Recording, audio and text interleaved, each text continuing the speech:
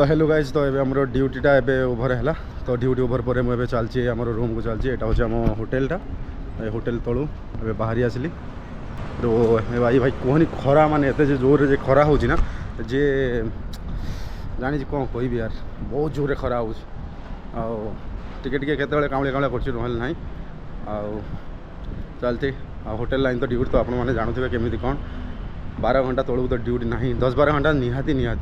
10-12 घंटा ता टे रेस्ट मिलला तो ठीक अच्छे रेस्ट न मिलना तो नहीं आमि तो एबे तो सीजन आसीगला ना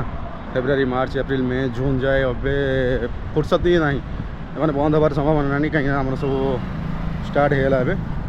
तो ये आमर यहाँ हूँ फ्रंट लाइनटा यहाँ हूँ बैक साइडटा हूँ road to the front line देखो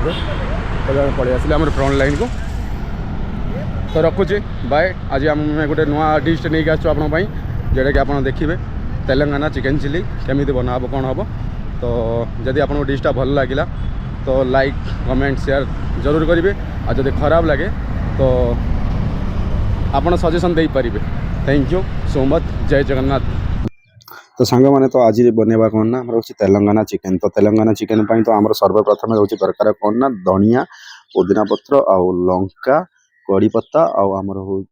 अदा रसुण तो यही हूँ मेन इंग्रेडिएंट्स तार रहा तो एगुड़ा देखिए पारे तो मुझे एगुड़ा भलसे आम कढ़ई फ्राए कर मैंने सटे कर तो एगुड़ा सटे हो सारापर तो करनब आम टे पेस्ट तो पेस्ट पर मुझे देखी तो एबे देखिए पारे मुझे काटिकी चिकेन तो चिकेन भितर से पेस्ट गुड़ाक जो पेस्ट पकईकि टिके लुण आउ टिके मात्रा व्हाइट पेपर आउ टिके मात्रा ब्लैक पेपर पकईकि मुझे भलसे मेरिनेसन करदेवी जहाँकि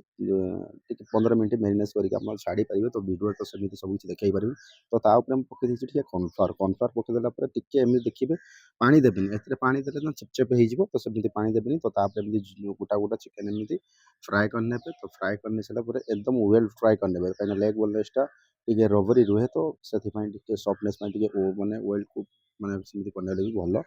तो एपटे देखिए आम चिकेनटा माने परफेक्टली फ्राए हो सारा तो ये तार मसला प्रस्तुत मुझे देखी तो मसला कौन कौन दरकार कौन कौन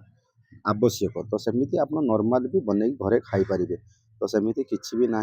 तो यहाँ हूँ बहुत सिंपल और बहुत इजी रेसिपी तो ये देखिए पारे मुझे पकई काजू आमर चॉप गार्लिक और डाइस चिल्ली एंड करी लिव्स तो मात्र एतिक आपको भलसे सटे करने जमी 2 मिनट पाखापाखि सटे करने तो आम पेस्ट होता से मसला भितर पकईकि ताकू भलसे सटे करने सटे कर सारापर मुझे आम गरम पानी पकई गरम पानी पकई सारापर मुझे पकई टे एरोमेटिक पाउडर आउ टे व्हाइट पेपर पाउडर आउ टे ब्लैक पेपर पाउडर आउ टे आमर पड़ो लेमन जूस आप स्वाद हिसाब से आप जिते चाहिए से पकई पारे मुझे पकई आम कोकोनट मिल्क पाउडर से मिक्स करके वाटर सहित मैंने व्हिस्क करके पकई बेटर तो एबे आमर पकईदे आमर हूँ फ्राए कराई आम चिकेन पकईदे चिकेन टे जमी सफ्टनेस रो तो फ्राए होता कहीं क्रिस्पी टिके रही जाए फ्राए है क्रिस्पी हो जाए ऑटोमेटिकली तो सफ्ट करने तो टे सेमती मसला 2-4 मिनट एमती घोरे घोरे देवे तो आमर ए देखी पारे कमी घोरे घारे नेली तो ये आमर रेडी होगा आमर तेलंगाना स्टाइल चिल्ली चिकेन तो ताको आम सर्व करदे ए कदली पतर सहित सर्व करदे तो रही जय जगन्नाथ आपको केमी लगे डिश कमेंट।